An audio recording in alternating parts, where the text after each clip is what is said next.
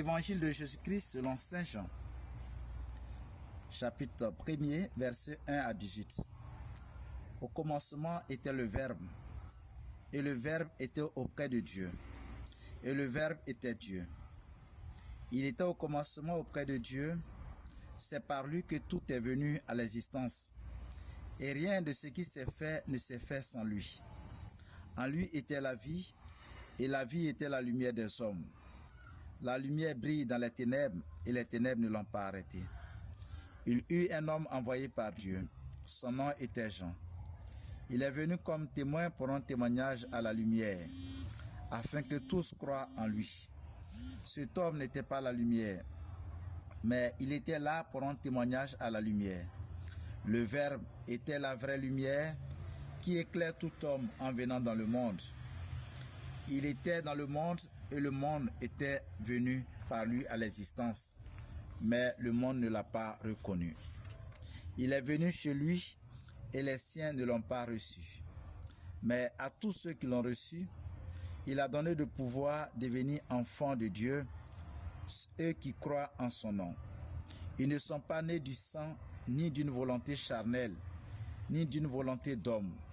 Ils sont nés de Dieu, et le Verbe s'est fait chair, il a habité parmi nous.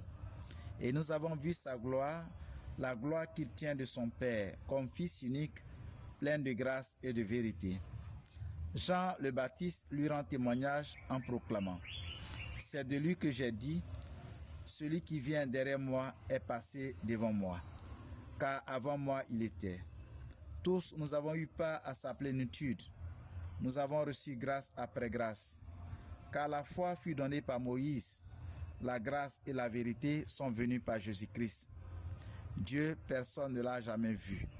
Le Fils unique qui est Dieu, lui qui est dans le sein du Père, c'est lui qui l'a fait connaître. Mes frères bien-aimés, après la nuit des nuits hier, où à la voix de l'ange, nous nous sommes joints aux bergers et leur troupeau pour rejoindre la Vierge Marie et son nouveau-né, Jésus, dans la mangeoire. Ce matin, l'invitation nous est faite de contempler le dessein éternel de Dieu qui entre dans le temps. En effet, dans l'évangile que nous venons d'entendre, le magnifique prologue de Saint Jean, nous apprenons cette vérité absolument bouleversante. Et le Verbe s'est fait chair et il a habité parmi nous. Mes frères bien-aimés, Dieu nous aime. Il nous aime d'un amour personnel et éternellement présent. Et la preuve par 4 de cette démesure d'amour, c'est le don de son Fils. L'amour se conjugue au don, si vous le voulez, se mesure à notre capacité à nous donner à celui ou celle que nous prétendons aimer. Ainsi, parce que Dieu nous aime, il ne nous donne pas des choses, des objets, des gadgets, mais l'être qu'il chérit, son Fils bien-aimé qui est sa propre chair. Autrement, dans le Fils, c'est le Père qui se donne lui-même. L'auteur de la lettre aux Hébreux, dans la deuxième lecture de ce matin, ne craint pas d'affirmer que Dieu, qui nous a parlé jadis par les prophètes, nous parle désormais par son Fils, né de la Vierge Marie, qu'il a établi comme héritier. C'est dit l'enfant Jésus, issu des entrailles de la Vierge Marie, né à Bethléem, est un enfant parmi les enfants, mais il a la condition de Dieu, il est Dieu. Mes frères bien-aimés, Noël, c'est le Créateur qui, dans sa folie d'amour pour sa créature, choisit de venir la visiter. C'est Dieu qui accepte de partager la vie de l'homme à travers son Fils. Et le Verbe s'est fait chair et il a habité parmi nous. Noël, c'est Dieu devenu Emmanuel, c'est-à-dire Dieu avec nous. Dieu est devenu l'un de nous dans le visage de l'homme Jésus. Mieux encore, c'est Dieu en nous et nous en Dieu. Mes frères bien-aimés, savez-vous et réalisez-vous suffisamment que vous êtes en Dieu et Dieu est en vous? Et si vous l'aviez oublié, vous ne le savez pas, je vous le dis ce matin. Chacun de nous est en Dieu et Dieu est en chacun de nous. Oui, c'est le jour de le dire. Il est non seulement beau, mais absolument grand, le mystère de Noël que nous célébrons. Le Dieu infiniment grand est devenu l'infiniment petit. Oh, que c'est beau! Oh, que c'est grand! Il n'y a que le christianisme à professer cette extraordinaire et merveilleuse vérité que le Verbe qui était au commencement, qui est Dieu, qui est hors du temps, est entré dans le cours du temps. Vous pouvez passer en revue toutes les grandes religions, vous ne trouverez pas cette vérité. Nos frères musulmans, par exemple, croient en un Dieu saint, infiniment grand et haut au point de tenir le fidèle dans une révérence absolue, mais ce Dieu reste loin de son fidèle, Allah Kabo. Dieu est grand, dépasse l'homme. Le Dieu des Juifs, il est à côté de l'homme. Le Dieu des Bouddhas, il est concentré, assis et sec et ne bouge pas.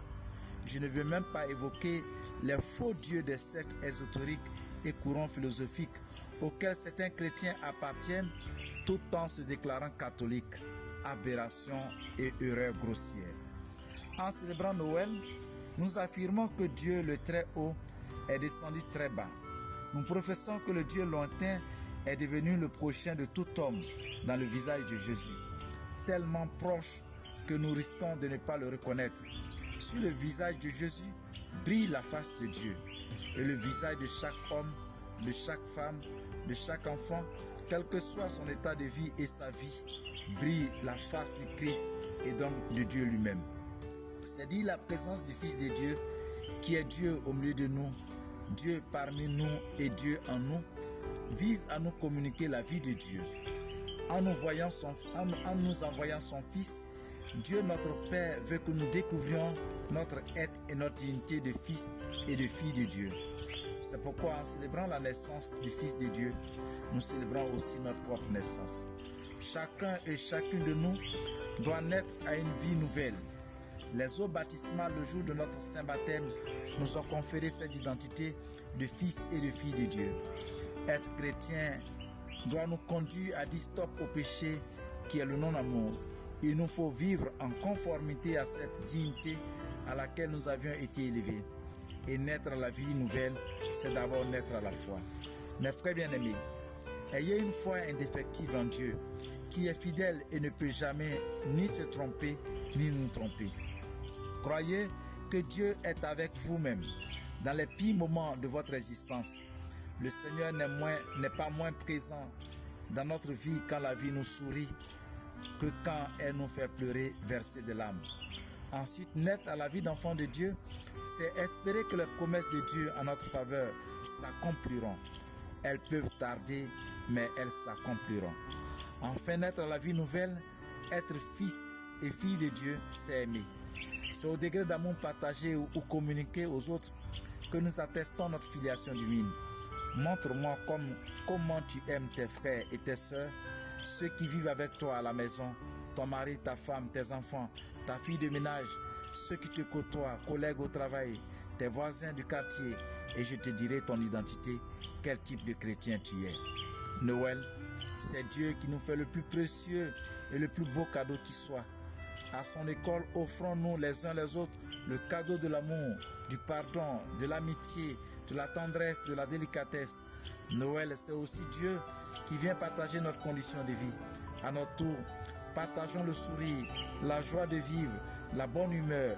Noël, c'est Dieu qui se fait solidaire des hommes. À sa suite, manifestons notre solidarité agissante à ceux qui sont dans le besoin. Faisons preuve de générosité aux appels de nos frères. Pourquoi, par exemple, ne pas partager le repas ensemble ou échanger le plat entre voisins du quartier comme jadis on le faisait au village? Pourquoi ne pas faire la paix en se réconciliant membres d'une même famille chrétienne, de la même communauté? Pourquoi ne pas profiter de Noël pour enterrer définitivement la hache de guerre entre telle personne ou telle avec moi? C'est bien beau de chanter de beaux chants de Noël, de jubiler au son de belles mélodies, mais c'est encore mieux si notre vie de tous les instants et de tous les jours chante Noël. Dieu s'est dit dans la personne et le visage de l'homme Jésus. Il faut que chacun de nous dise Dieu. Si le Verbe s'est fait chair, il faut que notre chair, notre vie devienne parole. Devenons des messagers de paix là où règne la discorde. Sémons la joie là où germe la tristesse. Chantons notre espérance là où crie le désespoir. Que Dieu nous assiste dans cette mission. Mon vœu est que vous puissiez vivre Noël avec sérénité, avec simplicité, avec félicité. Malgré tout ce qui peut arriver de beau et de douloureux, dites-vous, je suis un enfant de Dieu. Dieu m'aime, Dieu marche avec moi. Mon Dieu s'appelle Jésus, il s'appelle Emmanuel, il est avec moi, il est en moi. Et même si je suis un homme pécheur, Dieu est avec moi et il marche avec moi. Que Dieu vous bénisse et vous comble de joie. Et moi je vous bénis au nom du Père et du Fils et du Saint-Esprit. Amen. Noël, joyeux Noël. Noël c'est magique, Noël c'est beau, Noël c'est simplement splendide.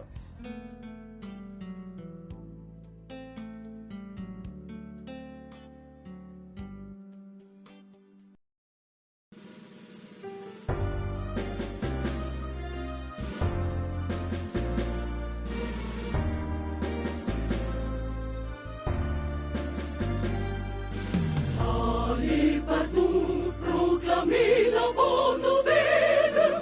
Soyez moines à la maison et apôtres dehors. Allez partout, proclamez la bonne nouvelle. Soyez moines à la maison et apôtres